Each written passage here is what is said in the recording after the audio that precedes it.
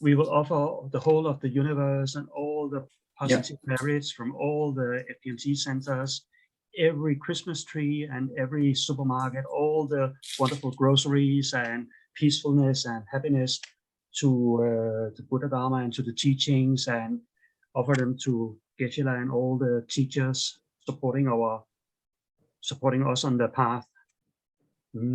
Sa shi peti juk cheng me to tham ri ra ping ni de kyan pari sang ge xing du me te u bai gi du ko nam da xing la che pak shu ye sun la ma ram pa ke nam ke chi ka la Geshe Tenzin Zopa Sam Pe Du Che Mala Ye Chu Ki Jia Pa Tu So Iran Guru Ratama Bakam Yachayam.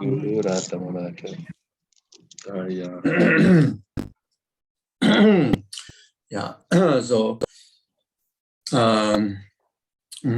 so we generate Bodhicitta artistic motivation in order to make our gathering here most beneficial, most meaningful for all the ultimate purpose of entire numberless sentient beings, temporary happiness up to the ultimate happiness of the enlightenment. So keeping that in the heart, and at the same time feel the presence of all the lineage gurus, all the Buddhas and Bodhisattvas, Dharma protectors. Then in their present, we take refuge, then generate the motivation, then as well as offer salutation to the founding of the Dharma, Guru Shakyamuni Buddha, then holder of the perfect lineage, the lineage guru, like His Holiness the Dalai Lama. Sangye Jedang Zoye Jonala, Janju Badu Dani Jazunje, Daji Jinzo Jebe Zonamje, Lola Penje Sangye Rubarai Jo. Sangye Jedang Zoye Jonala, Janju Badu Dani Jazunje, Daji Jinzo Jebe Zonamje, Lola Penje Sangye Rubarai Jo. Sangye Jedang Zoye Jonala, Janju Badu Dani Jazunje, Daji Jinzo Jebe Zonamje, Lola Penje Sangye Rubarai Jo. For immeasurable thoughts. Semje damje dewa dan dewe judan dembra juje semje damje dunga dan dunga je judan dawa juje semje damje dunga mepe dewa dan me dawa juje semje damje nire jadan nidan dawe danyola nebra juroje semje damje dewa dan dewe judan dembra juje semje damje dunga dan dunga je judan dawa juje semje damje dunga mepe dewa dan me dawa juje semje damje nire jadan nidan dawe danyola nebra juroje Semje damje dewa dan dewe judan dembra juje semje damje dunga dan dunga je judan dawa juje semje damje dunga mepe dewa dan me dawa juje semje damje nire jadan nidan dawe danyo lan ne barai juro je kange doze ne zone dawa damje bambe je dambe june denje bang godam de la cha se lo Tony Ninja Zondo Jubelam, Seje Zenja Ganje Dende, Chana Bemo Tenzin Jazona, so one de Fonda Juchin Yelo.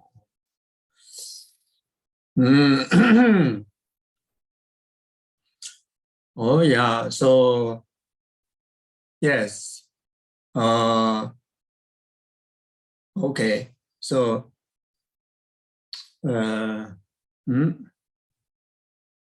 So first of all, thank you for Lar for the beautiful ways of mandala offering. That's very beautiful.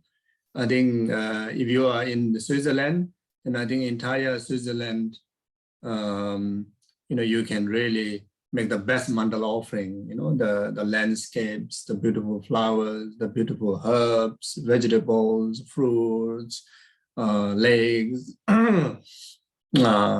everything, like what Shantideva have taught in the Bodhisattva of the Charya, all these beautiful things that you can make offerings. And that way, oneself will accumulate so much merit, which are the causes of happiness. And if you make that mandala offerings in the practice of mandala, then in particular in relation to gurus, then it becomes Guru Yoga practice, and some more with the attitude of Bodhicitta, it becomes cause of numberless sentient beings enlightenment. So not just imagining, you have all those abundance of offerings. Some places in the world is very filthy, so much dust, so much rubbish, very pale look. In the world, there are places where there's no water. No question about beautiful blue coloring looking lakes, what you have in Switzerland, but they don't even have a filthy, pond, you see. So beautiful waterfalls, beautiful flowers, including of those every single green grasses, green grass, so beautiful, and the landscape, the karmically meritorious karma that you people have this, the landscape, like, the drawn in the Thanga painting, your lens is so beautiful. So therefore, yes, Oma Home, wonderful. So thank you. Then Shombella, thank you so much. I think you are our inspiration. You are our inspiration. You are my inspiration also. I think you have seen me grow from little boy to old man now. So you have watched over me for a long time, and you express you're very happy. So I'm very happy that I didn't disappoint you. You're happy with my life. So that's equal to my gurus and Dharma brothers, sisters are happy, and that's my meaning of life. So thank you so much. So yes, then I see here all the wonderful Dharma brothers, sisters here, seniors and their newcomers.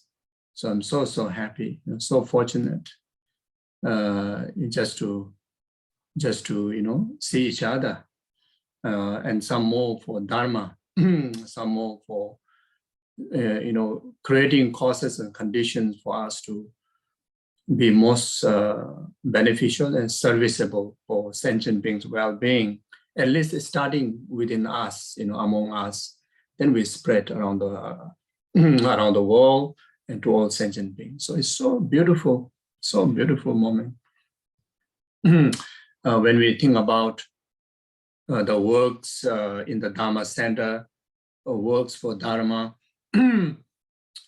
everything is so beautiful because it's all about sharing positivities, goodness, wisdom, compassion to as many people as possible.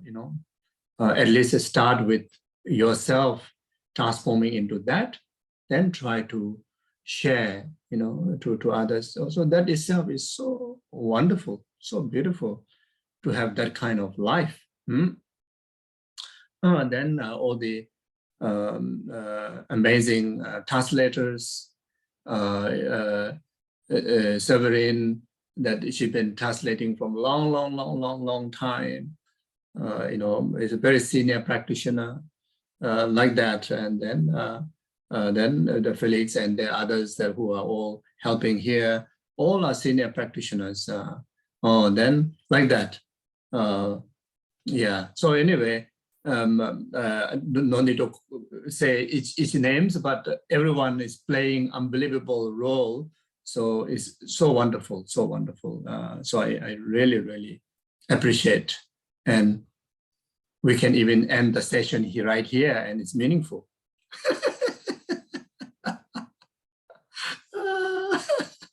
Bye-bye, see you. Okay, so now in the serious note, in the serious note, then I also see Venerable Losangla just pop up, manifest. Sophie, everybody, manifest, so thank you. Yeah, anyway, so now in the serious note, or what we hear about Venerable Roger, that I'm just hearing from you actually. So it is, I hope it is not a serious thing. So in any way, we all come together this time, take a few moments, we can recite a few rounds of Medicine Buddha mantra, especially dedicating for Venerable Roger's speedy recovery, and then continue to do his work serving Rinpoche and the FPMT. And as well as we dedicate this to anyone in here, in your family, yourself or family, whoever may be going through some health difficulties, then we also dedicate for them, as well as all the other beings that who need our prayer supports, okay?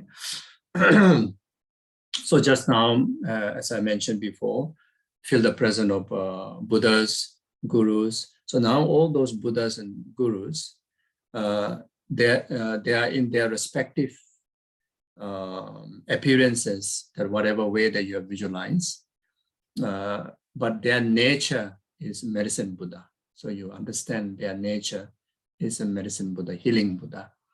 And those of you who feel comfortable to visualize a medicine Buddha in a blue, very intense blue lapis lazuli color, then holding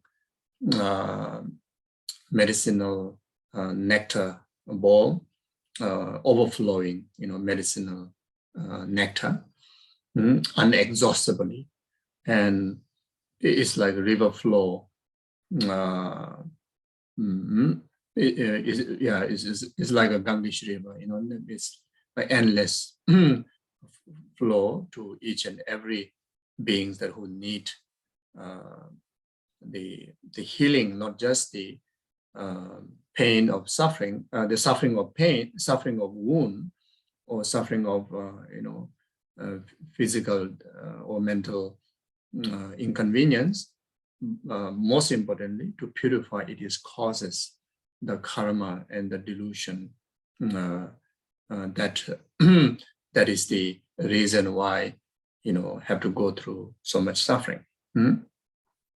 Then he is also holding medicine Buddha, who is also holding the Medicina Arura plant.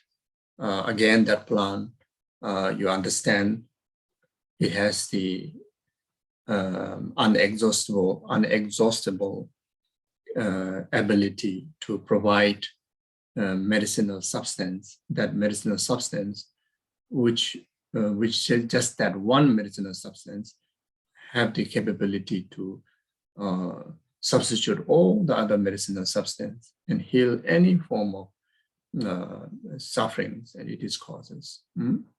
Then from medicine Buddha emanating infinite light rays,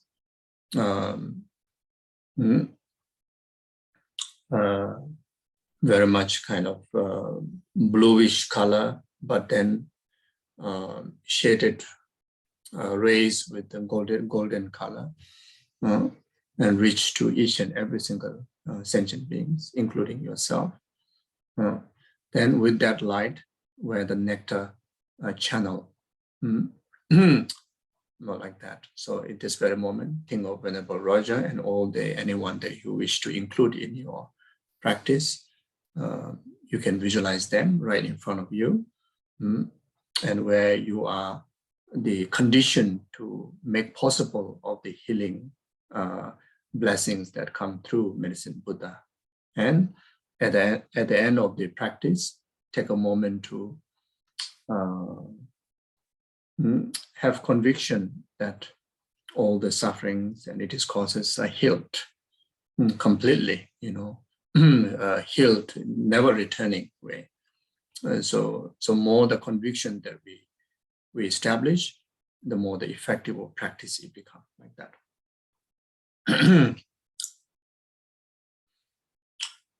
Tayatha bekanze ma bekanze raja samugade soha. Tayatha bekanze ma bekanze raja samugade so. Tayatha bekanze ma bekanze raja samugade so. Tayatha bekanze ma bekanze raja samugade so. Tayatha bekanze ma bekanze raja samugade so. Tayatha bekanze ma bekanze raja samugade so. Dayada bekanze ma bekanze raja samugade so. Dayada bekanze ma bekanze raja samugade so. Dayada bekanze ma bekanze raja samugade so. Dayada bekanze ma bekanze raja samugade so.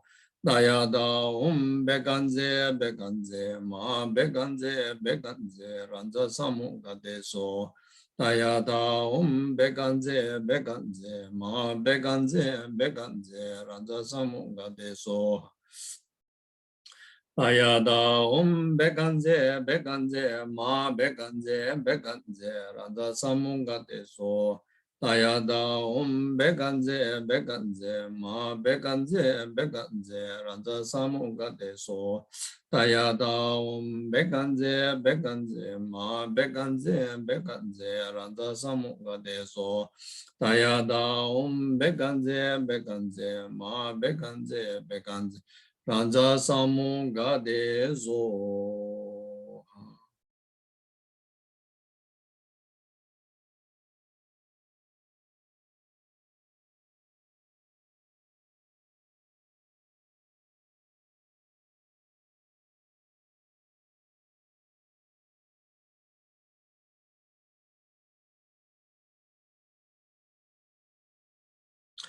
Yawade nyududa membe jabo dujune dowaje jamaleba deye sala angbarai.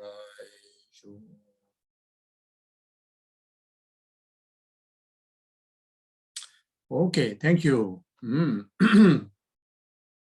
Yeah, so yeah, we are going through the teaching, the text composed by Lama Tsongkhapa, the three principal aspects of the path. In the last session, we briefly cover the first principal aspect of the path, the renunciation. Also had a short introductory teaching. So now today, we will focus on the second principal aspect of the path, and that is the Bodhicitta. So if you are using the text, so there are many versions of translations, compiling of the text. So this one, I think Lama Tsongkhapa and myself put together. So if you're using that text, then we are on the 6 verses, the purpose of generating the mind of enlightenment. So I will try to do a brief word explanations. Then after that, brief the commentary of the verse, something like that. Okay, it says, even if renunciation has been developed, if it is not possessed by the mind of enlightenment, it does not become the cause of perfect bliss of unsurpassed enlightenment. Therefore, the wise generate the supreme mind of enlightenment.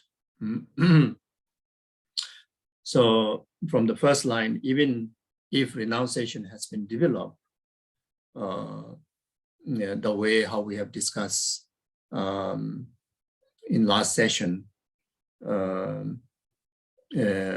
whichever the mind of renunciation that you have developed, whether it is the small levels of renunciation, the renouncing, this very life's worldly concern, and aspiring higher rebirth for next life, and creating, virtuous causes for that, or the second level, slightly higher, or the middling level of renunciation, that renouncing not only this very life's worldly concern, but also through the understanding of the limitation within the entire six realms, including of the limitation in the human, God, and demigod realms,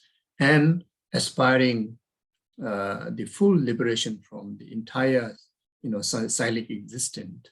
And for that purpose, engaging in the discipline of observation, observing the karmic law, cause and effect, and overcoming creation of negative karma under the influence of the delusion, then actualizing the liberations, aspiring to actualize the liberations of hearers or solitary realizers from the Hinayana path. Then the third level, or the highest level of mind of renunciation, that which teach from the context of the Mahayanic Dharma, whether to do with the Mahayanic Sutra or the Mahayanic Tantrayana, which not only renouncing the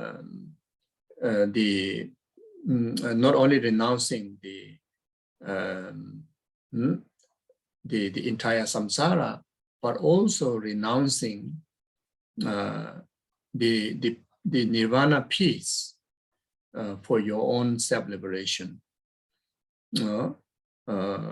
and aspiring the absolute and the highest level of the ultimate liberation, which is the state of Buddhahood. That also solely for the benefit of numberless sentient beings, enlightenment. Keeping that in the heart, then engaging not only in the common virtues that we discussed before, such as accumulating virtuous causes, that which will help to purify the three lord realms and actualize higher rebirth. On top of that, the virtues that not only the virtues that which help to eradicate the samsara and delusion and the karma and actualize liberation. On top of that, engaging in the perfected virtue, the most perfected virtue, like in the teaching, the very first proposition, what you call the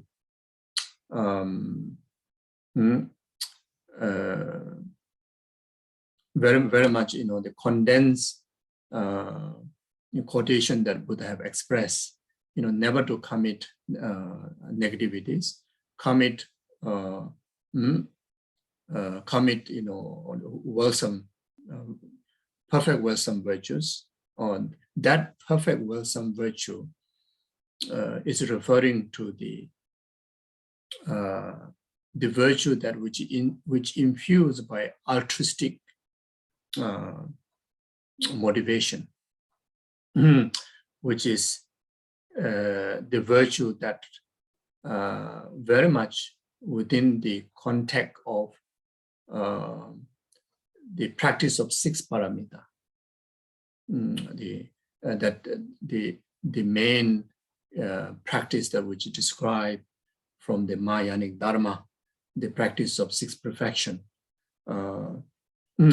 which is the main conduct of the Bodhisattvas, main practice of the engaging Bodhicitta practice. Then purifying through the union part of method, which are the earlier 5 paramita from generosity, such as generosity, morality, then joyous effort, patience, concentration, then the number 6, the wisdom of emptiness. The union of this method and wisdom part, then practitioner bring about complete eradication of the defilement, the obscuration to omniscience, not just the delusional obscuration to nirvana, but bring absolute eradications of the obscuration to omniscience, the Buddhahood, by actualizing the cessation, through the 10 bhumis and actualizing Buddhahood. So therefore, the whatever level of the earlier discussed renunciation, even you develop that, but that renunciation, if it is not possessed by the mind of enlightenment, if that renunciation is not infused by the motivation of altruism, bodhicitta, then it does not become the cause of perfect bliss of unsurpassed enlightenment. Then the practice of the path won't be the perfect virtuous practice, won't be the practice that which is described from the Mahayanic contents. The practice won't become within the practice of the 6 paramita as described before.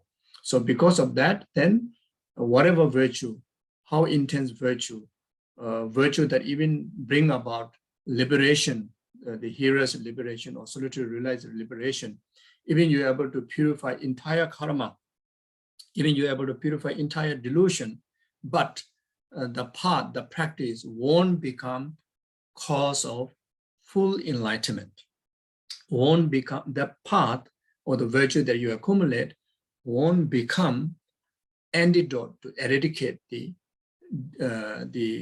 defilement, the obscuration to omniscience. So this is what it means. Does not become the cause of perfect bliss of unsurpassed enlightenment. Perfect bliss here, referring to the state of full enlightenment. Then that negate the earlier 2 state of liberation. The liberation of hearers and liberation of solitary realizers are not a state of perfect bliss, even though we call nirvana peace, but that peace is not a perfect bliss. No, perfect in the sense, the perfect here referring or understanding perfect in the nature of unexhaustible, that state of peace. And the peace that you experience in the nirvana, it is not everlasting, because one day you have to get out from that peaceful state, and you still have to travel through the journey, because the entirety of the perfection is not achieved yet.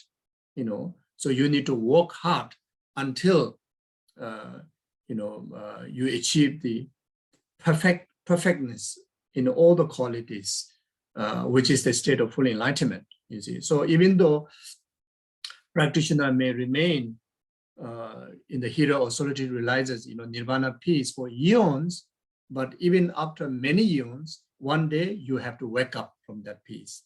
One day you have to bring pause to that state of the nirvana peace, and you need to struggle again through the 5 paths and 10 grounds of the Mahayana, then you actualize still full enlightenment. So because of that, the nirvana peace is not a perfect bliss, you see, because it is not a lasting peace. Even though it's a genuine peace, but it's not a lasting peace. Even though it is a real peace, but it's not a lasting peace, you know. And that peace does not carry the perfect qualities of the entire path, because that state of the nirvana peace does not equip the cessations of the 10 bhumis. That does not equip the attitude of the 10 bhumis, you know. So because of that, there's a limitation in there. So due to that reason, for the Mahayanic path, even the cessation or the nirvana state of the hero and solitaries are to be negated. You know, it's like kind of, you know, it's not a delusion, but you need to negate it. You know, it's an object of negation. It's an object to be abandoned. You know, if someone is striving for enlightenment, then the nirvana peace, you have to say bye-bye, you know. So like that. So that's the reason I say not. So it's not a perfect bliss of unsurpassed, you know, unsurpassed enlightenment. Even though in the Pali, you know, Pali,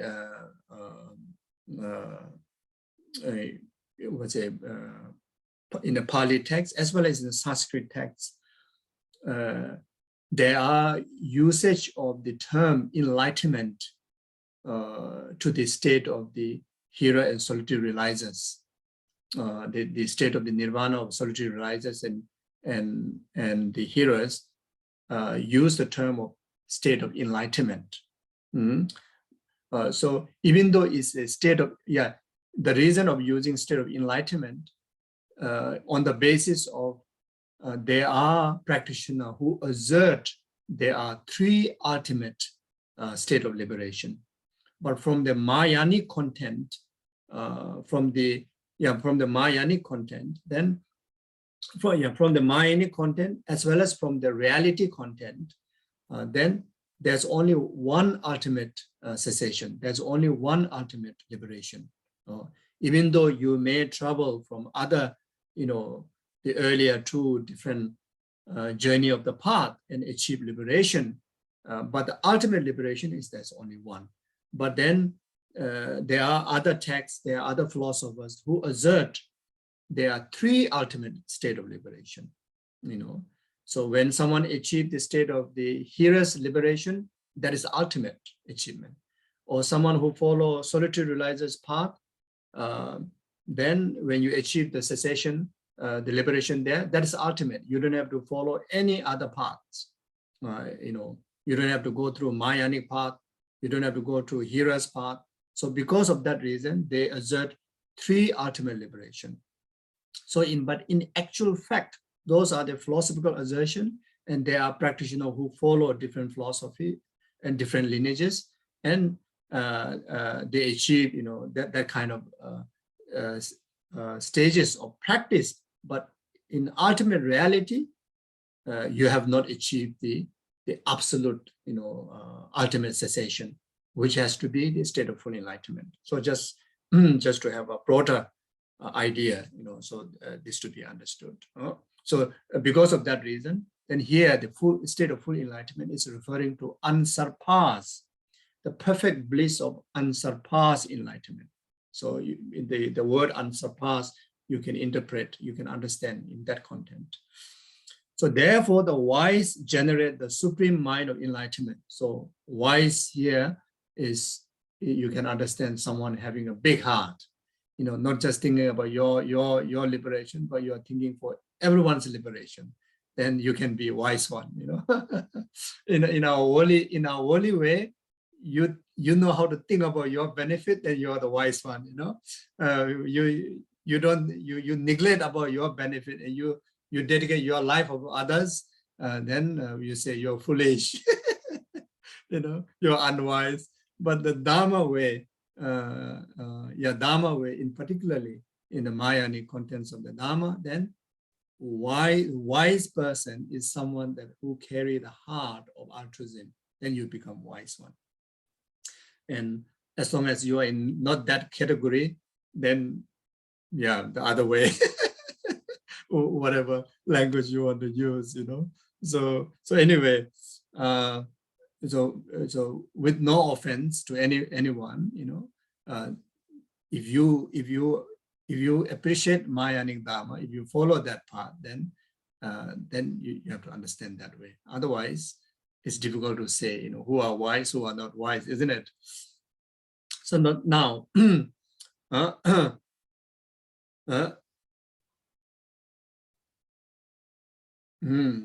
yeah. So, in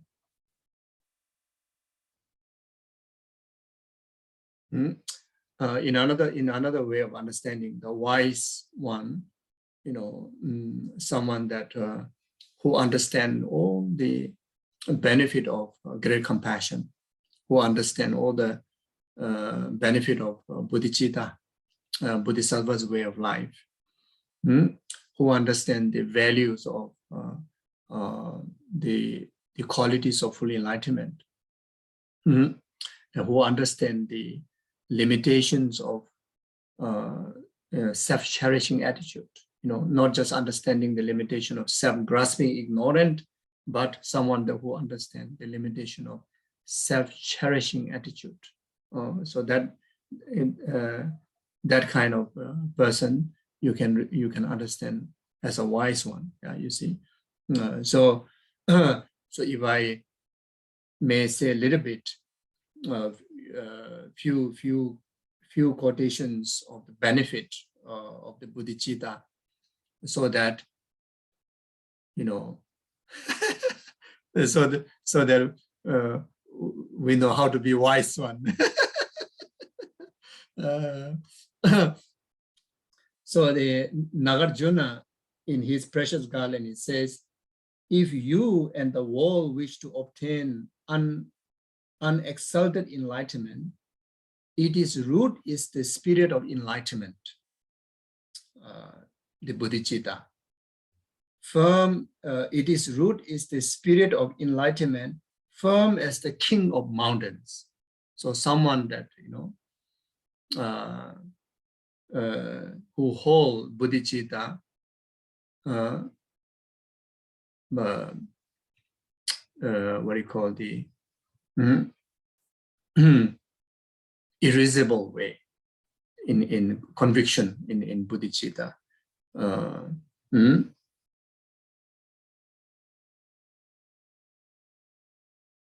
Someone that who understood the benefit of the enlightenment, then you hold the Bodhicitta on the basis of taking precept, the expression of precept, engaging precepts. Then you hold that irresistible way in your conviction. The purpose of actualizing the ultimate benefit of the Buddhahood is to actualize form body and wisdom body of the Buddha. So when you achieve the form body, then you have the limitless capability to reach out to sentient beings and accordingly ever time. And until you achieve a state of enlightenment, we don't have that capability. You see. So Buddha's Nirmanakaya form, Buddha's Sambhogakaya form, so this is the ultimate benefit of numberless sentient beings' well-being. Then your own individual benefit is the Dharmakaya, Buddha's wisdom body. When you achieve Buddha's wisdom body, meaning you have eradicated all the faults, you have actualized the highest qualities of Buddha's omniscience, both in attitude and both in wisdom. You see, So understanding that benefit for yourself, for others, then you strive for enlightenment. Then you take the Bodhisattva vows, then hold that commitment more important than your own heart, your own life, hold in the immovable, like a mountain in your conviction.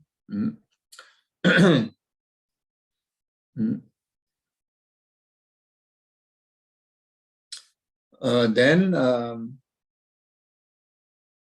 O child of good lineage, the spirit of enlightenment is like the seed of all the Buddha's quality.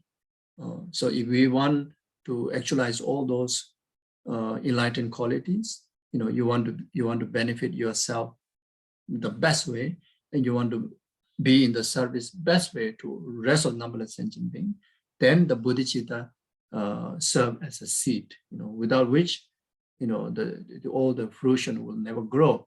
You see, so that is from there we can understand how precious to have the mind of Bodhicitta on the basis of the renunciation. So renunciation alone is not good enough.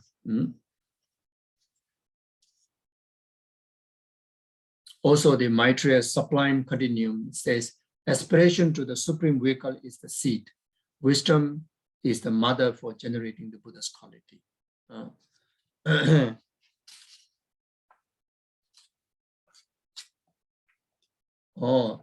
Then the Maitreya's ornament of clear knowledge, it says, through knowledge, you do not abide in self-existent. You see. Then through compassion, you do not abide in peace. So through knowledge, referring to the wisdom of selfless and wisdom of emptiness, it helps us to free from self-existent, samsara, karma, and delusion. But that is not good enough, to actualize full enlightenment. So through compassion, you do not abide in peace. You see, if you just equip with wisdom, then you may achieve nirvana peace and you may remain there without achieving your ultimate goal, you see. So the moment when you have great compassion, bodhicitta, then you have the antidote to even negate remaining in the nirvana peace. So it can be understood like that.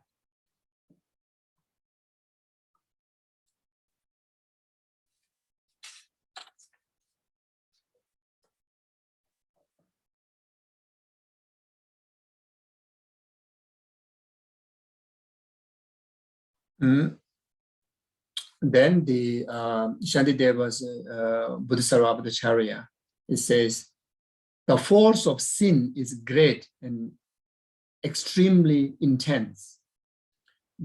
Beside the spirit of perfect enlightenment, what virtues can overcome?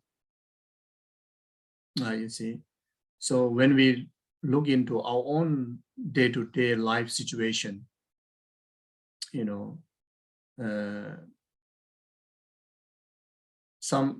it's quite clear we are, the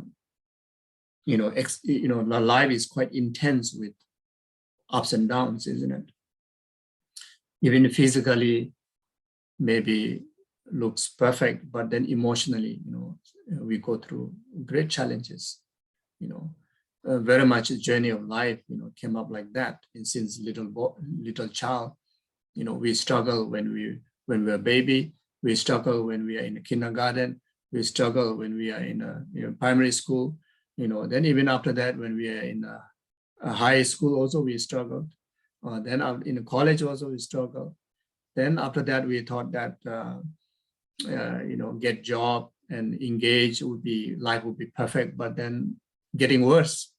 And then after that I say, okay, maybe after children, then maybe retire, then would be better, but then old age, the rest of the other problems that arises.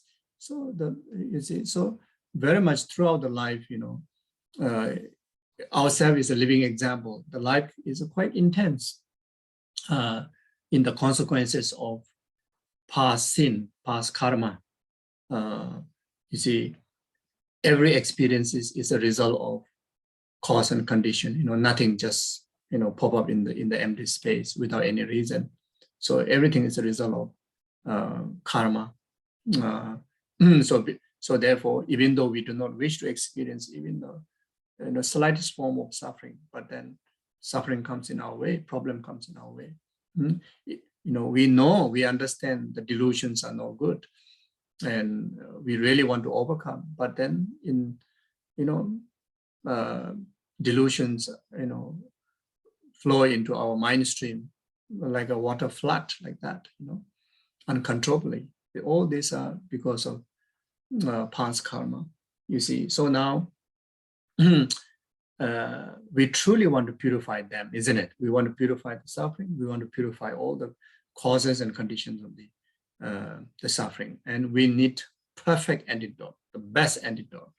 And when we think about it, what can be better than Bodhicitta? So this is what I mean. What can be better than Bodhicitta? Emptiness can solve quite a lot of problems, but emptiness alone cannot solve all the problems. You need Bodhicitta. And when any form of wisdom infused by altruism, and the wisdom also become altruistic wisdom, then entire problems can be solved. Even in this very moment, when we equip the altruistic attitude and altruistic wisdom, even while we're experiencing suffering, but we will have a total different perspective about suffering. The suffering becomes so meaningful. The problem in life becomes so meaningful. Others' misbehavior towards you, everything becomes so meaningful to develop your heart, you see. But if you have only wisdom, but if you don't have the attitude of altruism, we won't have the entire capability to transform all adversities onto the path, all the sufferings of samsara, onto the path. So when you have heart of bodhicitta and heart of emptiness, then, we are just, how to say, just clearing up the last portions of past karmic designated base, which is our samsaric aggregates. But our heart, our being is already kind of liberated, already liberated, because we don't suffer, because we don't suffer because of the wisdom and attitude, you see. And the best example, we can give is our gurus, our living gurus, you see, how they experience the suffering, how they experience the inconvenience in the life, and how, like me, experience the inconvenience in life. When I experience inconvenience in my life, I truly suffer. But when our gurus experience inconvenience in life, they laugh, they smile, they enjoy. They feel so meaningful. They're thankful to the problem. Thankful for the suffering. Like that. I cry. Like that. Is it? So there's a difference. You see? So, and all these differences make up by the altruistic attitude and altruistic wisdom. So from that point of view, so important to develop bodhicitta. Then bodhicitta is like the fire at the end of the eon. It will instantly consume grave sins. You see, so bodhicitta is so powerful. It's like the example, like the fire of the end of the eon is regarded so fearful and hot that it can just consume everything, entire existence, entire universe. So when you have a bodhicitta, then that will carry the capability to purify any form of how intense the negativities they may be, how intense the suffering they may be, like that. Even those who think I will clear away just the headache of a living being have such a beneficial intention that they receive immeasurable merit. Then what is there to say of one who aspires to clear away the immeasurable unhappiness of each being and to endure each with immeasurable good qualities, you see? So the bodhicitta heart is so precious, unbelievable beneficial to creating the causes for abundance of happiness. You see, even just having the heart of clearing, thinking that if you saw or if you remember someone's having headache, then you just simply even pray and think or aspire that may her headache go away. The merit that you accumulate far more greater than entire universe filled with the jewels and offered to the numberless Buddhas. So that much great benefit, so powerful. Now there's no caution if you have such a heart of elevating entire numberless sentient beings suffering, then no question how immeasurable benefit there would be. So this is what Shantideva says. You see. So all other virtues are like a plantain tree. After bearing fruit, they perish. But this spirit of enlightenment, like wish-granting tree, always bear fruit and never dies, but flourish. You see. So as I mentioned before, all the Dharma, virtue, in relation to the earlier two types of renunciation, even they result the liberation of hero and solitary realizer. Even they have the capability for us to be free from samsara, but all are, minor virtue comparing to the virtue that can be accumulated, on the basis of bodhicitta. Not only that, any other virtue than the bodhicitta has a limitation. Once you produce the goodness result, then after that, the value of that virtue ends there. It's like a plantain tree. In India, the plantain tree referring to the banana tree. So banana tree is once you grow one time banana, then after that no use. You have to chop off. Now the bodhicitta is like a wish fulfilling, tree that produce unexhaustible fruit, unexhaustible benefits. You see. So when we accumulate any virtue on the basis of bodhicitta mind, then the benefit of that virtue, even it can be just a virtue of thinking, may someone's suffering go away, even just that thought, even just that aspirational thought. The value of that virtue, that merit that you accumulate, lasts until to the entire numberless sentient being, become Buddha and free from all the sufferings. And that virtue, it pervades without asking. It pervades, it reaches out each and every single sentient being, you see, without even dedicating, just because that virtue is accumulated on the basis of great compassion or bodhicitta, so that much value, carries, you see. So from that point of view, it's so crucial that we need to develop bodhicitta. So like that. So this is just a few word of benefits that describe. So in Nagarjuna's precious garland, then the Atisha's the teaching on the the commentary on the Lamb on the Path, or then there are so many, almost entire Mahayanic Dharma, pages and pages, talk about the immeasurable benefits. You see, so in the sutra, the Paramita Sutra, Buddha have emphasized the benefit, pages after pages, unbelievable, like that. So you see, so in short, you see, bodhicitta mind is so powerful when you develop. Up to now, entire life up to now has been non-virtuous life, creating problem to the world, committing so much negativities. The moment you develop bodhicitta, even aspirational bodhicitta, and creational bodhicitta, not realization one, creational bodhicitta, valuing that, right there, you become good person, you become altruistic person. Right there, you are no more bad person. Right there, you are called as a child of the Buddhas and Bodhisattvas, child of the Buddhas.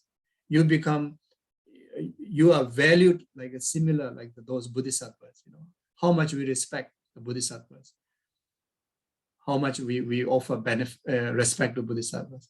We receive the similar kind of respect, you know, it's like that. And Bodhicitta is so easy to practice, not like other practice. It's one of the easiest way to practice, you see. So that sounds like, oh, that's a bit strange, but you know, here, the reason is Bodhicitta can be practiced with anybody, in anywhere, in any time. There's no rules. There's no boundary. You know, say only you can practice with some people.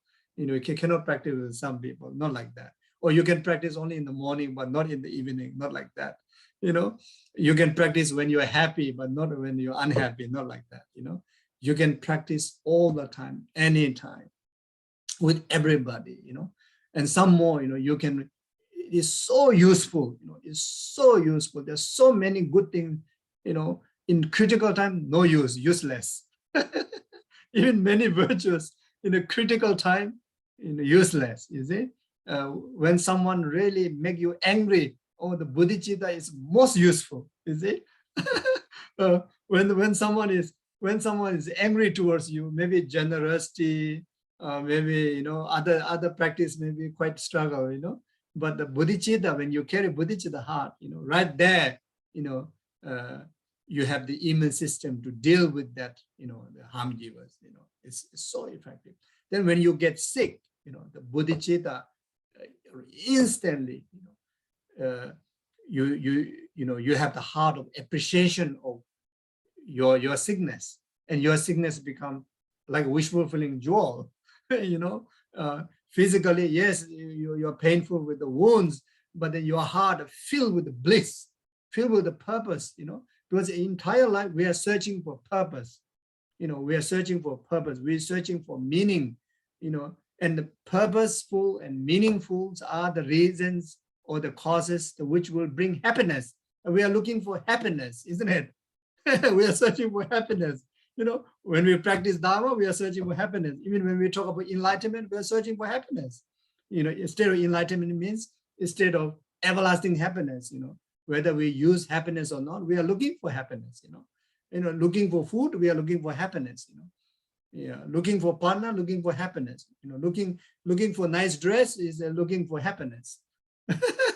You know, you travel to Nepal looking for happiness, you know. I travel to Switzerland, I'm also looking for happiness. So, you know, you are here for looking for happiness. I'm here also looking for happiness. So everything we do is looking for happiness. So now, if there's a tool that finds meaning and purposeful, which are the causes and conditions for happiness, even in the trouble, even in sickness, even in the difficulty in our life, what can be better than that, isn't it? So Bodhicitta carry, you know, that kind of capability. You see, when you look at the 8 verses of thought transformation, you know, that is what means practice of Bodhicitta. When you have Bodhicitta, then, you know, you will have the heart of the 8 verses of thought transformation that Langritamba taught, like that, you know. You see, you find meaning in all the troublemakers, you know, everyone is so precious like the Guru. Everyone is so precious like the Buddha, like that, you see. So, yeah, unbelievable.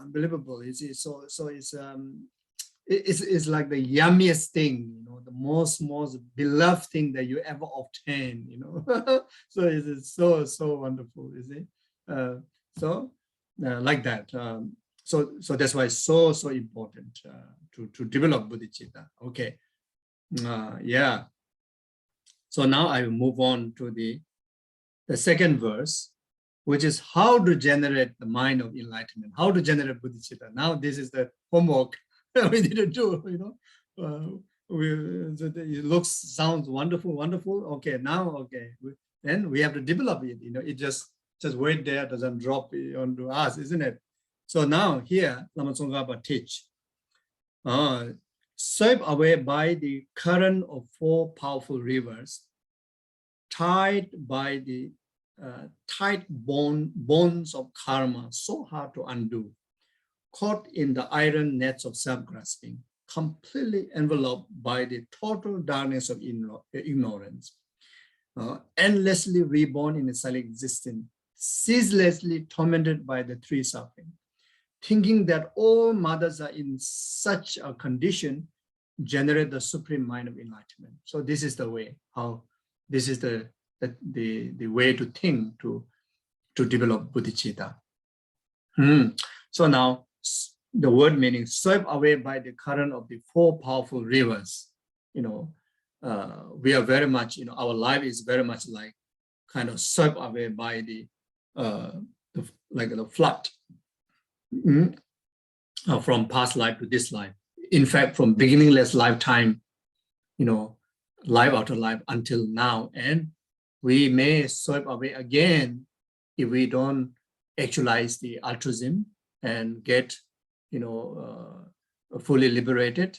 We may swipe away again after we pass away from this life. You see, so so what swept away? What makes us, uncontrollability? Like when the water flood comes, things are carried away uncontrollably. The current is so strong. So what makes our continuum uncontrollability, unable to control and throw us, into the silent existence again and again? And those are the four currents. You see, the currents of the four powerful rivers. You see, so there are the currents, the four powerful, rivers of currents. Can understand in the two aspects. One is in the causal aspect, and another one is the resultant aspect of the currents.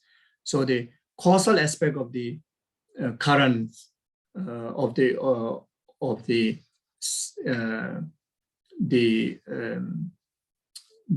cause us to cycle in silent existence are the current of silent existence, the current of the chain of the condemnation of the karma and delusion, which is called the silent existence, the current of silent existence. Second one is the current of craving, the one of the reason what makes us, uncontrollability, trouble in silent existence is because of attachment, grasping. Then third one is current of ignorance, due to not understanding the absolute reality of self and the phenomena, not understanding selflessness, not understanding emptiness. Because of that, make us commit all the causes, the karma, then, us to endlessly circle in silent existence. And fourth one is a current of a wrong view, carrying wrong view. You see, the wrong view of not understanding the karmic law, cause and effect. Wrong view of not asserting, not relying on perfect, correct, virtuous teacher, virtuous friends, virtuous environment. We very much like, we don't value the example of Buddha, and we don't value the example of Sangha. We don't value the advice of the Buddha, advice the Dharma. You see, so rather we,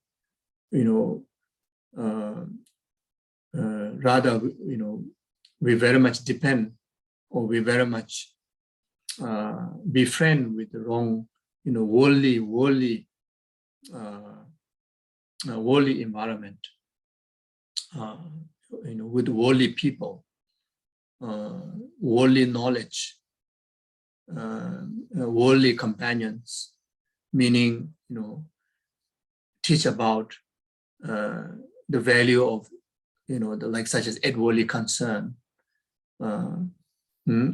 fame,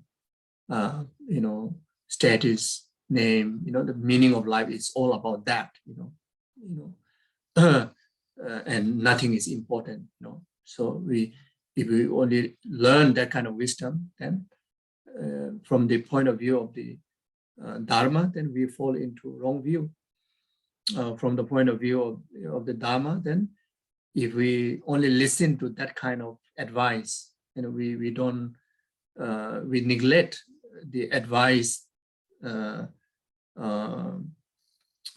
someone that who inspire you, inspire you to renounce worldly concern.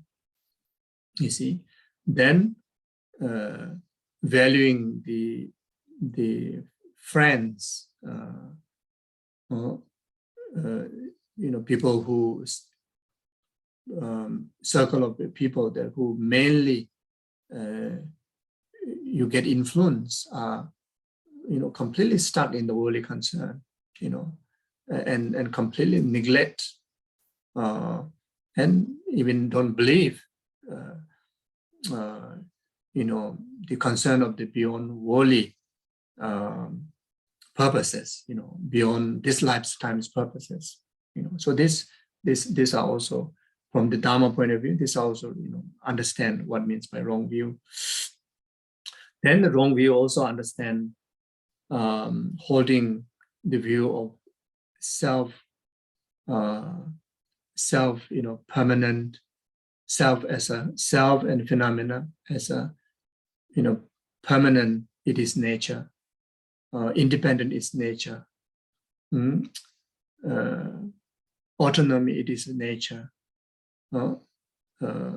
and intrinsic, it is nature, inherent in it is nature, true existence, it is nature. So you hold on any of these views, then you hold on the wrong views, you see. So if we hold on such wrong views, and as well as on top of that, then we completely, live in the darkness of those views, and some more you indulge in attachment grasping, then always engage in actions, those are infused by delusions and harmfulness. And that way, then we are always, put in the position to surf away uncontrollably from bad rebirth to the another bad rebirth, in ever time in the silent existent. And it will bring to the four resultant impact of the impact of those four currents of the causes, which are the current of rebirth, the current of old age, current of sickness, and current of death. So these are the byproduct of the four causal, the current of rivers, bring about the four resultant currents of the rivers, which are the, birth, which is contaminated by karma and delusion. Therefore, it becomes samsara. Then, because of that, it naturally have the nature of aging, nature of sickness, and nature of death. You see, so and this is very much at this moment our being, our existence is very much in that condition. We are very much experiencing the four resultant currents of the four causal current. So that has to be understood. That has to be understood. And that is very factual. Not just kind of spiritual words, but it is a factual, isn't it? You see, our birth is not an easy one. Even though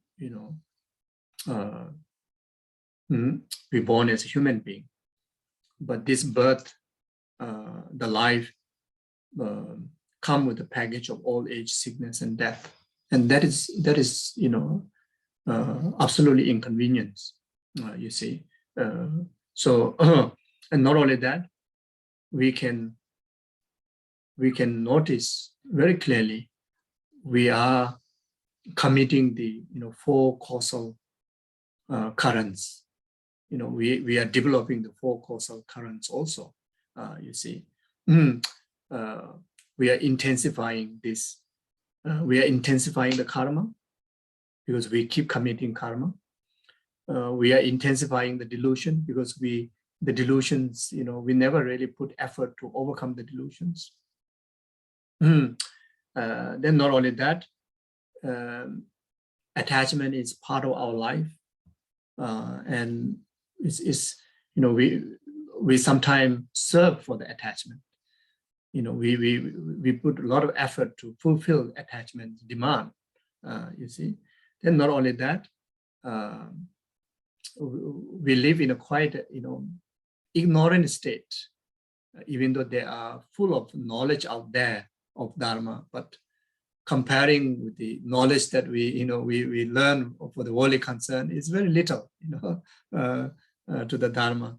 Then we carry quite, even though we learn about what are the right view, but most of the time, we stay hallucinated, most of the time we are away from the right view, even though we know emptiness, but how we behave, we behave, in very inherent way,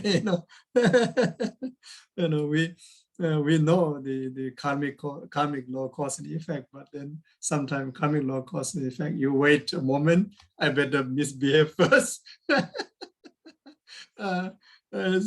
So like that. So anyway, sometimes Buddha is say, okay, you stay on the altar quietly, let me do my job of samsara. Then later, if I'm happy, if I'm essentially happy, then I will carry on. I will ignore you for a few more days.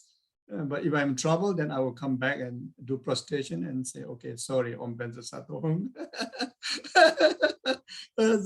So we are quite a mischievous one, So anyway, so that this is a reality is happening, So not just a spiritual term, So like Lama Tsongkhapa describing the reality of ours, and we have to acknowledge that. We have to understand that, You see. Because of that, then this is the teaching. So now, it's tied by the tight bonds of karma. It's easy. So hard to undo. The karma is very much like a rope, tie all entire your limbs, and make you, how to say, out of control. And so true in our life that so many things doesn't go our way. You see, it's just mean to go through that problem, mean to go against what you really aspire for. So there are abundance of like that in our life. It's because we already committed the karma before. That's why our hands and legs are all tight like that, you see.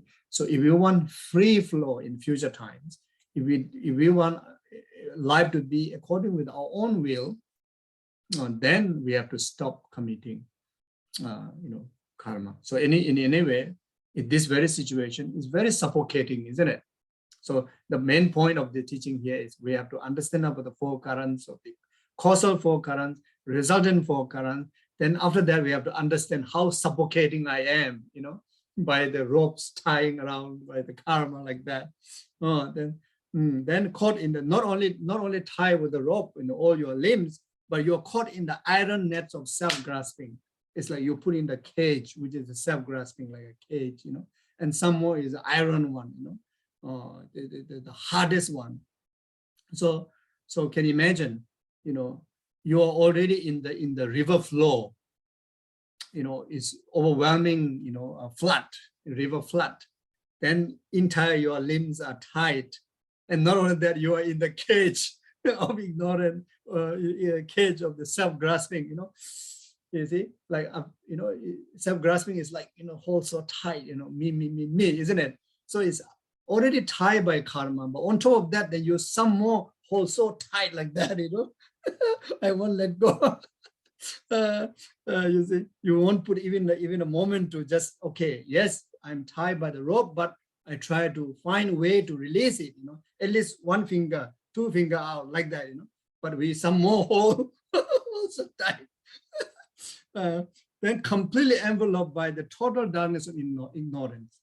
So it's very much like that, the cage and chained by the, the ropes and cage like a person now carry away the river in the middle of the darkest period of the night.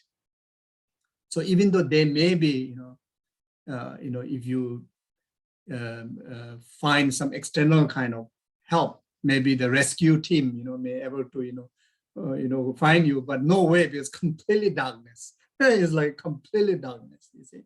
So total darkness of ignorance, you see. So this is, so this example and the meaning is it is so easy to understand, and we have to meditate on it, you see. Yes, like that, yes, like that. And first you understand the current, the 4 current, what are they, the causes and the result. Then after that, how karma really bound you. And not only that, the self-grasping is like so hard to undo. And not only that, but we still not putting effort to be in the light, continue to stay in darkness, you see. So, so through understanding that situation in yourself, even while we have met the Dharma, okay, this situation is happening with me, and maybe it's for some of you also a similar thing, okay? So the fortunate one, already liberated one, will not go through it. But if you are a samsaric person, I think you are quite similar like me. So first we have to understand our own situation. Then, okay. So then after that, then you relate that to other sentient beings. So anyway, so you hear the words endless reborn is self-existent, ceaselessly tormented by the 3 sufferings. So so like that, we've been born from beginningless lifetime, and if we don't overcome this, we will continue to reborn in samsara endlessly, you see. And the experience in samsara is to experience the 3 forms of suffering: suffering of pain, suffering of change, and pervasive suffering. So suffering of pain, again in our lifetime, so much. Sometimes stomach pain, sometimes headache, sometimes finger cuts, this and that. Then the worse, there are other sicknesses, you see. And then suffering of change, we experience every day, you see. Hungry, you cook nice, delicious food. Then you eat so much, you're hungry. And then after that, then you too full, then it's too much carbo, now blood pressure, sugar, blah, blah, blah. It's so troublesome, suffering of change. You go and buy clothes, so happy, come back, you look at your wallet, money empty, so suffering. You buy a house, then after you bought house, or you become, servant of the house, you have to pay mortgage, have to pray shada, have to clean, this and that, and the whole life like that, isn't it? Then, yeah, these are all suffering of change. Then relationship, so happy, I die for you, you die for me, it's like unbelievable, you are my whole world. But then slowly, then, you are my inconvenience, you are my obstacle, you're blocking here, you're blocking me from this side, that, blah, blah, blah, blah, blah, suffering of change. Wow, the children were so beautiful, wow, this is the most precious. But then sometimes, they give you full of problems. This is my most headache in my life, etc., etc. So all these are suffering of change, in one or another way, we all go through that, every day to day or in our life. So this is the whole result of not overcoming the 4 currents because of that, you see. Then the pervasive suffering, the worst one, the contamination of the karma and delusion, that infuse in all our senses, in all our aggregates, all our 5 aggregates, completely infused by the contamination of karma and delusion, which we call as a pervasive suffering, pervasive compounded suffering, isn't it? So because of that, even beautiful flower, you feel boring, beautiful person, and you feel still boring.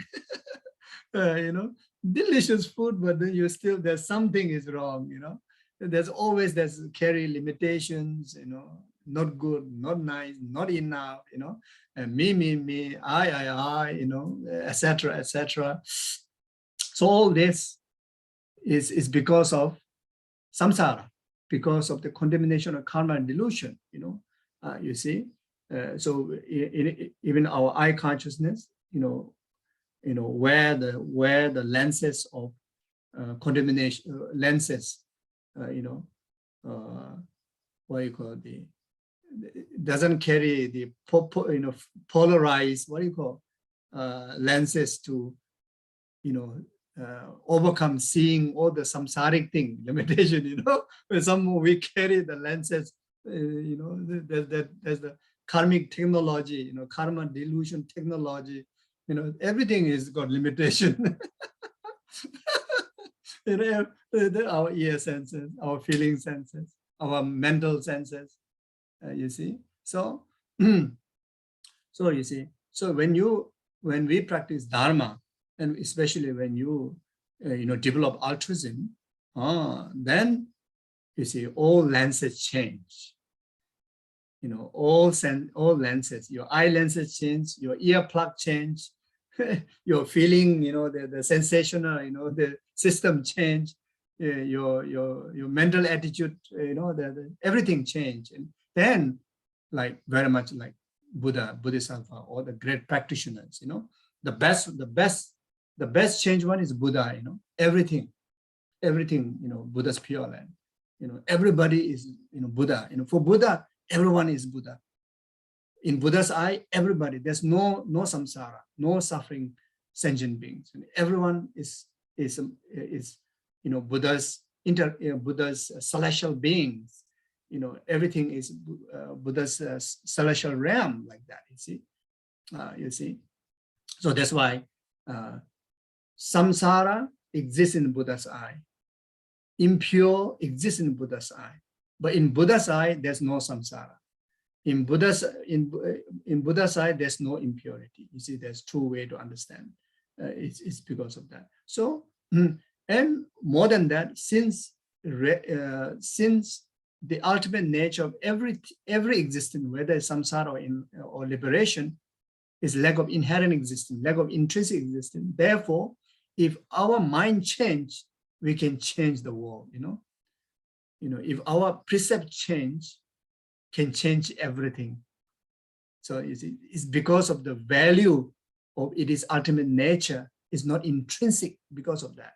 If it is ultimate nature of the samsara and problems are intrinsic or inherent, then even how much we fix our the subject, the precept, it doesn't help. You see, so therefore, it gives you so much hope. When you learn about emptiness and bodhicitta, it like kind of give you.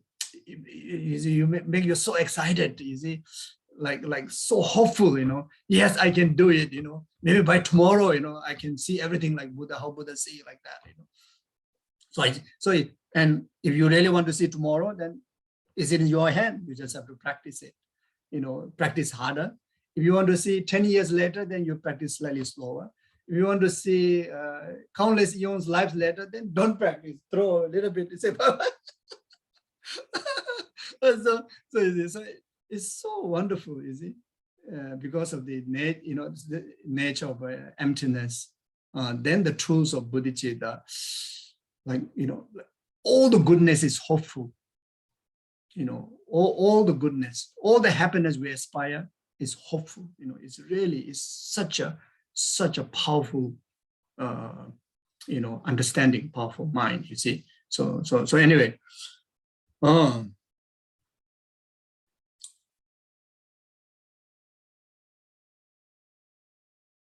tormented by three kind of suffering. Thinking that, oh mother, now, ceasingly tormented by three suffering. Up to that, first you think about yourself. Okay, now you understood well about your samsaric situation. Then now thinking that all mothers in such condition, all rest of mothers sentient beings, start from your present life's mother, present life's loved one. It could be your children, could be your partner, whoever. Start with think that they are in same situation like me, and in many cases they are in much more worse situation than me, because at least myself, I follow Buddha's path. I have certain understanding of the Dharma, and I have interest in that, you see, and I'm practicing, you see. So there are others who don't know Dharma, who don't practice, who are completely, filled with the worldly concern, you see. So very much many others are far more difficult, far more drastic position, more fragile position than yourself, you see.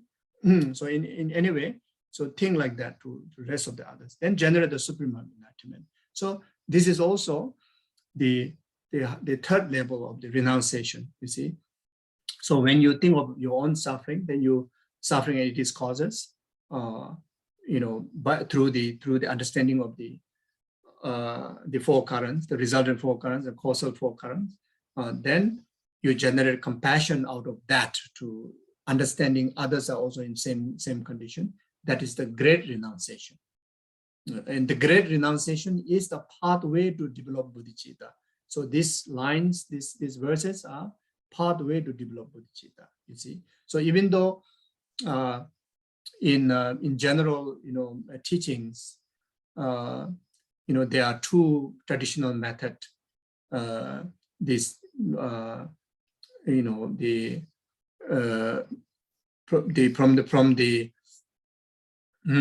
From the extensive tradition that drive from Lama Atisha, all the way to Maitreya, the teaching lineage coming from the Lama Selingpa and Lama Atisha, 7 cause and effect. That is, there are 6 causes and the result bodhicitta. This is one of another way to develop bodhicitta. Then there's another traditional training method is 4-point self-exchanging technique, which again came from Atisha, Shantideva, Nagarjuna, and Manjushri. But in here, Lama Tsongkhapa specifically emphasized about the 4 currents. So this is a very special lineage and regarded very effective method. When you apply this particular teaching from the 3 aspects of the path, using the analogy of the four currents, and you relate that to the rest of the sentient being, and when you develop bodhicitta, indirectly you are also trained in the 7 causes and effect and 4-point thought, 4-point self-exchanging with others without mentioning in words, you see. So this regarded as immense blessing, because it's very near the lineage, to Lama Tsongkhapa. It's very close to us, you see. So you can use this technique to develop bodhicitta like that. So now the latter verse is the definition of having generated the mind of enlightenment. So it says, in short, if like the mother whose cherished son has fallen into the pit of fire and who experienced even 1 second of his suffering as unbearable in eternity, your reflection on the suffering of all mother sentient beings has made it impossible for you to bear their suffering for even 1 second, and the wish seeking enlightenment for their sake arises without effort, then you have realized the supreme precious mind of enlightenment. So there are a few steps. First, you try to generate aspirational bodhicitta through creating its reasoning, creational aspirational bodhicitta by learning the text, teaching and through reasoning, and you aspire. Then the second step, try to also generate creational engaging bodhicitta. You see, so by taking the Buddhist, after learning the benefit of bodhicitta, then either from teacher or in front of the holy object, such as Buddha and Bodhisattva's image, then there you take refuge and generate the bodhicitta motivation. Then you take the Bodhisattva vow. So once you take the Bodhisattva vow, then in your very best day-to-day ability, try to practice the practice of 6 paramita, be in the service of sentient being. So this is the creational. So after training in this creational process, eventually you will come to a moment that you don't need to think any reasoning to generate bodhicitta. You don't need to even motivate to generate bodhicitta. It just spontaneously day and night arises in you, day and night, and whatever action you do, everything naturally, your intention is be in the service of numberless sentient beings, not only temporary benefit, but all the way up to the ultimate benefit, enlightenment. You see, when you eat, when you sit, when you walk, when you sleep, in today, tomorrow, next month, next year, all the time, without giving any reason, it just stay in your system. That means you have generated the supreme patient mind of enlightenment, and the intensity has to be so intense, like giving example here, like the most cherished son of the mother, when the son, fall into the pit of fire, then the mother, mother's intense care will be, without any thinking, without any reasoning, will jump into the pit of fire and save the son, isn't it? Oh, similar, that kind of intensity you have to develop to each and every single numberless sentient beings. And I think first one, maybe our target is start with the cockroach, or maybe the mosquito, or maybe the noisy neighbor, or maybe whoever may be. Anyway, so even to the most annoying being around you, could be anybody, could be cockroach, or could be anybody, and you still have that heart. Whenever you think of that being, you only think about, elevating the entire faults and sufferings in them and abiding them in the state of full enlightenment. Then you do your very skillful ways to how to handle the cockroach, maybe give more food, or maybe, instead of, spraying them, maybe you take care of them, maybe nicely, I don't know, there will be many ways to do it. Then you are consistent with that kind of practice, then you really develop genuine bodhicitta. And when you develop that very moment, you also enter into the first moment of the path of accumulation, which is the first part of the 5 paths. Part of accumulation, part of preparation, part of seeing, part of meditation, part of normal learning. And the first one, part of accumulation, has 3 levels. And the first moment, and entering in the first moment, actualizing the greatest renunciation, actualizing bodhicitta, becoming bodhisattva, becoming child of the Buddha, synonym, all comes in one time together. All come together. So there's one word I don't know how to say, but all comes together, simultaneously.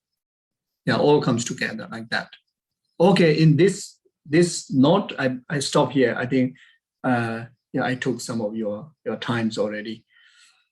Thank you. So this is about bodhicitta, briefly. So if you have any questions, if you are not rushed, then welcome. Otherwise, we can stop here.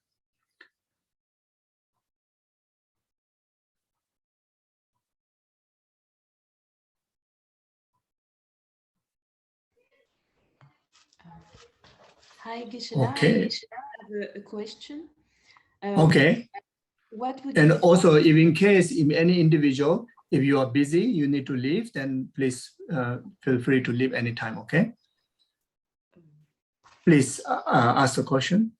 Would you have an advice regarding our relatives when they haven't met the Dharma, to explain to them regarding attachments? Because for them, as you said earlier, for them, when you're not attached to someone, is that you don't care, you don't love them. So would you have any advice to try to explain that to your relatives? That it's not that you don't love them, just that you're trying to yeah. So the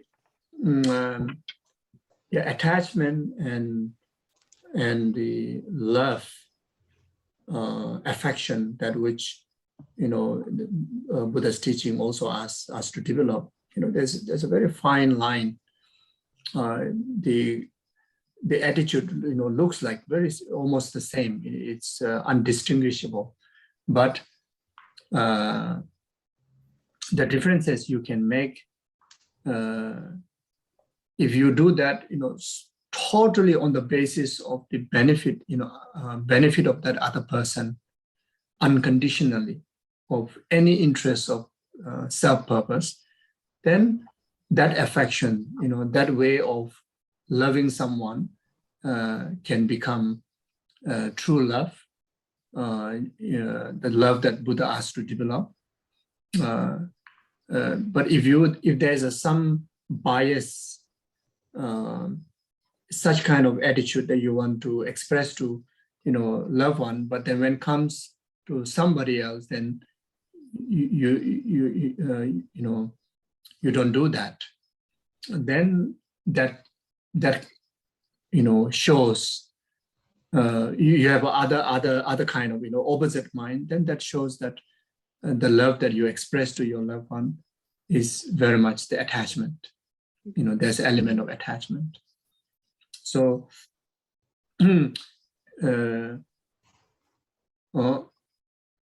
another way of doing is your motivation is for the ultimate benefit of enlightenment. Then, and according with the tools that suits to that person to express the genuine altruistic attitude in the faces of love or in the faces of service.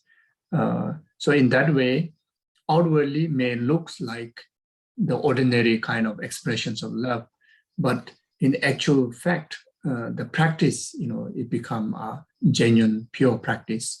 When you accumulate any karma from there, the karma will be, free from negative karma. So motivation can play a big role to define what is right, what is wrong. Thank you. Thank you. Okay. Yes. Oh, sorry. So we can. Yes. Ava. I have Tesla. Oh, hello, Evala. Evala freeze. Yeah. You don't see me? It's fine? You hear me? Okay. Yeah, as I'm getting older, I think a lot of what happens by passing away, It says it's possible at any moment. And I have a phase in my life that I feel many, many obstacles at the moment. And I'm really sometimes searching of comfort because I fear that I cannot purify everything. And there is a lot of fear, that I cannot finish my duties that I have. And I listen to the teachings, and with the Zoom all over this pandemic, so many these old texts, say of very big goals. And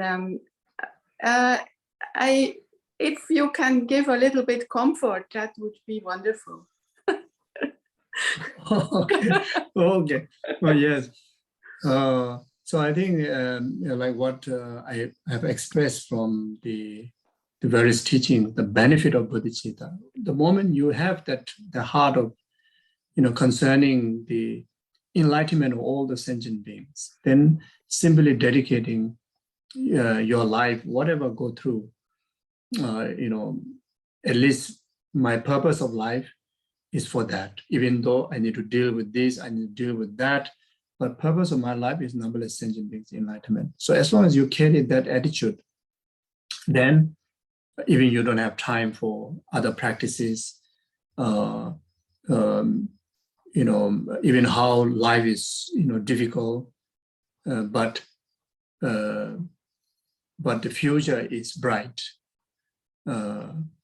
because of the altruistic attitude. That is so powerful, as described in the benefit. It's like the fire end of the eon, that the negativities, whatever trouble we go through in life, is due to the karma of the past. And this attitude, one moment attitude of bodhicitta really, purifies immense of karma, then accumulate unexhaustible causes of virtue for future happiness. So when you remind that, then I think this is very comforting. Very comforting, one of the things is that we really want to purify karma, because we know, the consequences are very tough. But when we look at our time, our capability is very, very limited. So therefore, we need something, a so powerful tool that easily can able to help us within short period of time with a simple way of practice, even, just by motivating it, just carrying in the thought, even just one moment, really help to purify. Then just purifying negativity is not good enough. We need to create the right causes for future happiness, future betterness. So the bodhicitta itself is the way to create all the needed causes, and not like other virtue, that you need to spend so much time committing it. Just bodhicitta, just one moment. Then once you accumulate virtue with that, then you don't need to worry about it will exhaust the other virtue. It's like it stayed there. So from there you can say, okay, now is miserable because I've committed karma from the past. I'm experiencing it, but my future is bright. My future is definitely better. So I think this is comforting. Then to deal with the problems, difficult people, and sufferings, whatever, you do Tonglen practice.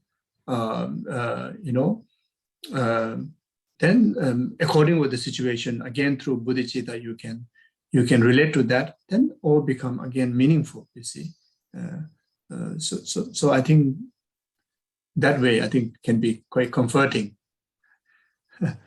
Like what his Holiness all the time say, bodhicitta is the one that make him so strong and make him go through all the challenges. And when we think of his challenge and our challenge, I think he went through far more greater challenge than what any of us go through.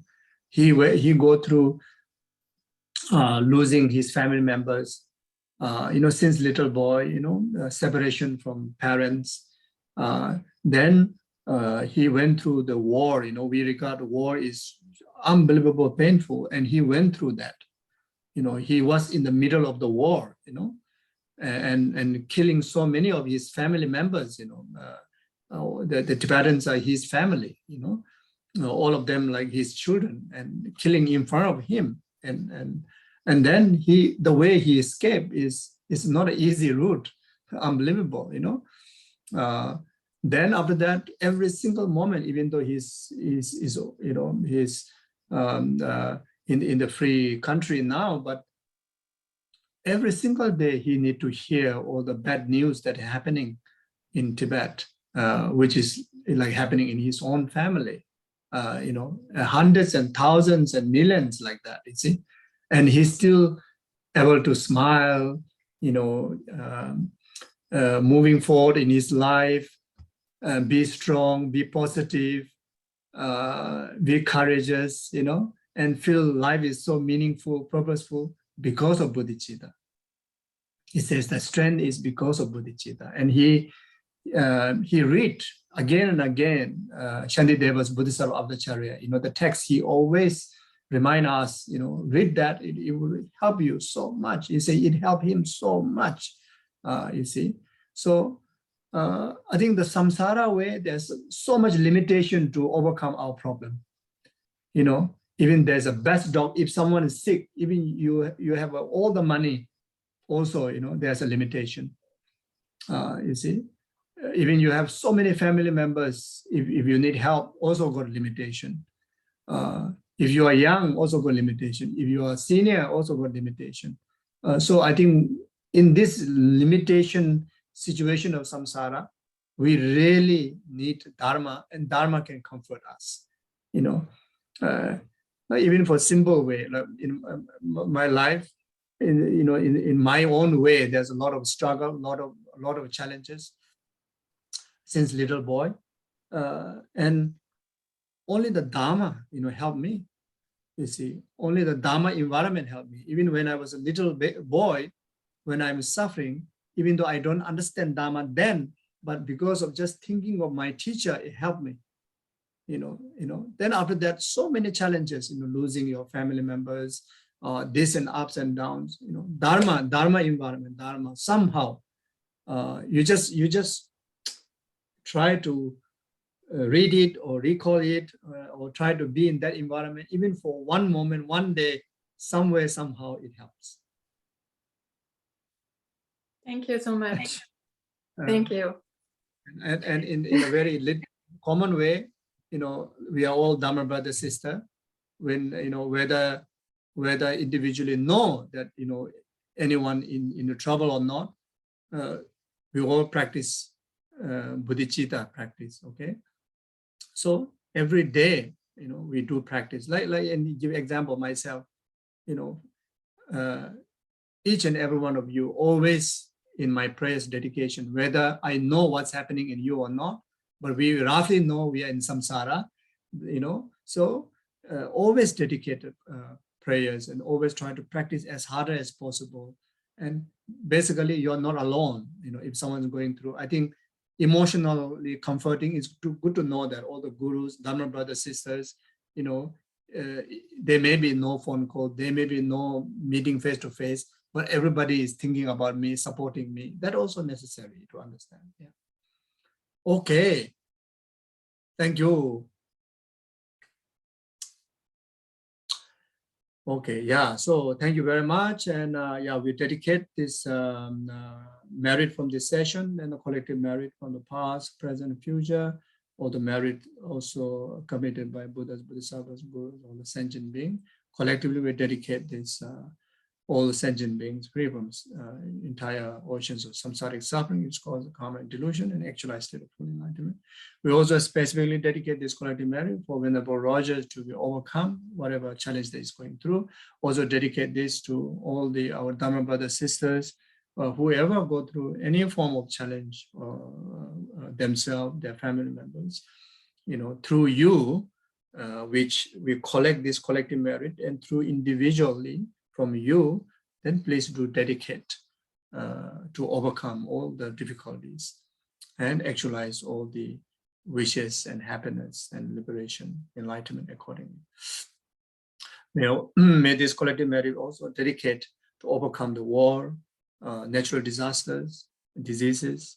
Also dedicate for the long life of all the spiritual gurus like Nisonada Lama, Lama Tsongkhapa, all your spiritual gurus, and all the good people in the world. Also dedicate this collective merit for each and every one of you and your family members. Always enjoy good health, long life, and prosperity and enlightenment.